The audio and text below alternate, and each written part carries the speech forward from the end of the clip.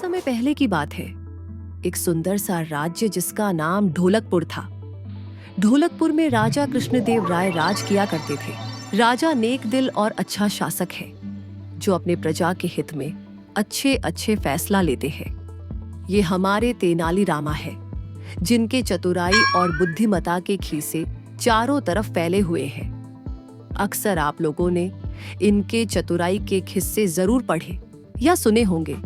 ये है वीरू, जो राज्य के सारे कामों का लेखा जोखा करते हैं। ये राजा का विश्वास पत्र में से एक है। इनके ऊपर महाराज खूब भरोसा करते हैं। इस राज्य में सब लोग फल फूल बेचकर अपने रोजी रोटी चलाते। यहाँ के लोग फलों पर आश्रित रहते। सब यह काम करके खुशी खुशी अपने जीवन यापन करते। एक दिन की बात है, तेनालीराम सुबह से अपने बगीचे में टहल कर रहे थे। इधर से उधर, उधर से इधर। तभी उन्होंने कुछ अजीब महसूस किया। बगीचे की दीवार के पीछे कुछ सरसराहट हो रही थी। तेनालीराम ने ध्यान से सुना तो हल्की आवाजें आई, जैसे कोई छिपकर देख रहा हो। तेनालीराम बगीचे की दीवार की ओर हल्के हल्के दबी कदमों से धीरे धीरे बगीचे की दीवार की ओर जाने लगता है। तेनालीराम ने चुपचाप झांका तो देखा एक आदमी दीवार के पीछे छुपा हुआ है। वह हर बार घर की तरफ देखकर कुछ सोच रहा था। तेनालीराम समझ गए, यह कोई साधारण व्यक्ति नहीं, चोर है। लेकिन तेनालीराम ने शोर नहीं मचाया। उन्होंने पुलिस को बुलाने या किसी को बताने की बजाय अपने दिमाग का इस्तेमाल किया। तेनालीराम घर के अंदर गए और जोर जोर से अपने घर वालों से ऐसे बात करने लगे कि चोर दीवार के पीछे से सुन सके।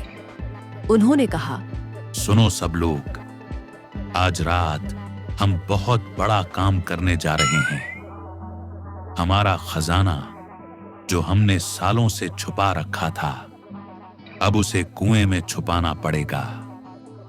कुएं का ढक्कन हटाओ और तैयारी शुरू करो। किसी को भनक नहीं लगनी चाहिए। तेनालीराम बार बार वही बात दोहराते जा रहे थे, जोर से, ताकि दीवार के पीछे खड़ा चोर सब कुछ सुन ले। उनका बेटा और पत्नी थोड़े हैरान थे, लेकिन तेनालीराम ने उन्हें आंखों से इशारा कर दिया, बस खेल में साथ दो।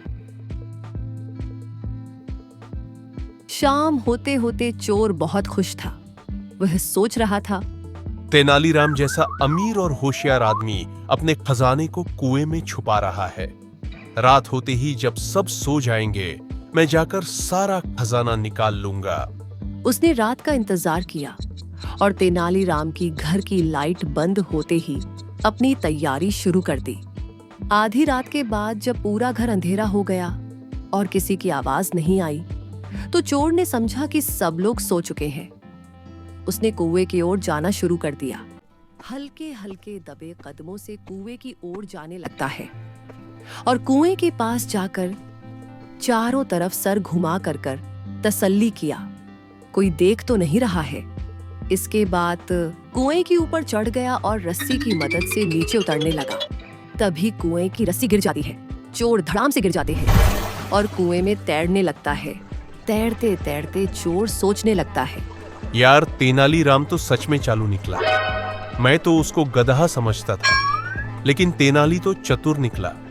जानबूझकर कुएं की रस्सी ढीली कर दी थी ताकि मैं कुएं में उतरूं। तभी रस्सी भी खुलकर मेरे साथ ही कुएं में गिर जाए और इसमें कोई खजाना भी नहीं है। अब मैं क्या करूं? चोर तो तेनालीराम के जाल में फंसकर रात भर कुएं में तैरता रहा। अगली सुबह तेनालीराम आराम से अपने घर से बाहर निकले और कुएं के पास गए। उन्होंने जोर से कहा, लगता है आज कुएं से अजीब आवाजें आ रही हैं। कुएं में से आवाज आई, माफ कर दीजिए, मुझे बाहर निकाल लीजिए। तेनालीराम मुस्कुराए। उन्होंने सिपाहियों को बुलाया। जब सिपाहियों ने चोर को बाहर निकाला तो वह पूरी तरह गीला, थका हुआ और शर्मिंदा था। निकलते ही चोर तेनालीराम के आगे दोनों आपने हाथ जोड़ लिया, माफी मांगने लगा। तेनालीराम बोलते हैं, मैं कैसे माफ कर सकता हूं? अब तो महाराज इसका फैसला न करेंगे। माफ करना है कि सजा देना है तुमको। राजा को जब यह बात पता चली तो उन्होंने सैनिक बुलाया। राजा खड़ा होकर बोलते हैं, जाओ तेनालीराम और चोर दोनों को लेकर आओ मेरे पास। सैनिक सर झुकाकर नमस्ते करके चोर और तेनालीराम को लाने जाने लगता है। राजा कुछ मन में सोचने लगते हैं, ये तेनालीराम तो सच में तेनालीराम निकला। इसको इसीलिए सब लोग चतुर तेनालीराम बोलते हैं। इधर सैनिक तेनालीराम और चोर दोनों को लाने लगता है। आगे आगे तेनालीराम, बीच में चोर और सबसे लास्ट में सैनिक, दोनों को लेकर राजा के पास जाने लगता है।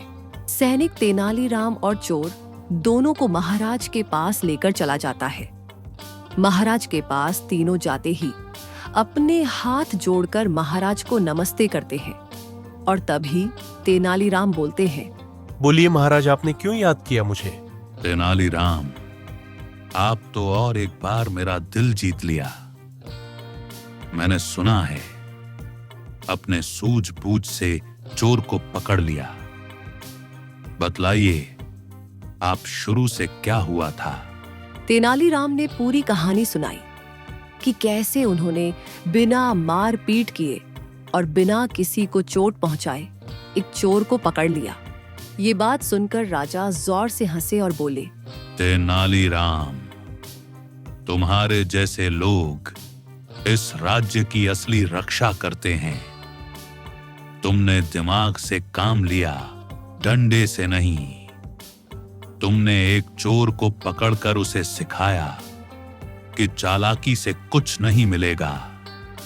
राजा ने चोर को सजा दी, 10 दिन की जेल और 1 महीने की सफाई सेवा। लेकिन उन्होंने उसे एक मौका भी दिया। चोर बोलता है, आपकी यह सजा हमें खुशी खुशी मंजूर है। 7 दिन की जेल और 1 महीने की सफाई सेवा। मैं पूरी मेहनत और ईमानदारी से काम करूंगा। चोर को 7 दिन के लिए जेल में डाल दिया गया। चोर भी ये सजा खुशी खुशी मंजूर करके बहुत आराम से जेल में रहा। चोर सोचने लगा, राजा तो बहुत नेक दिल इंसान है। अब से दूसरा राजा होता तो 5 साल से काम की सजा नहीं देता मुझे। और कुछ दिन बाद 7 दिन पूरे हो गया। चोर को जो राजा ने दूसरा काम बोला था, वो भी 1 महीने सफाई सेवा खूब आराम से किया, मेहनत और लगन से। राजा ने देखा कि चोर मेहनत और ईमानदारी से काम कर रहा है। राजा अपने महल में ही चोर को सफाई के काम पर रख लिया।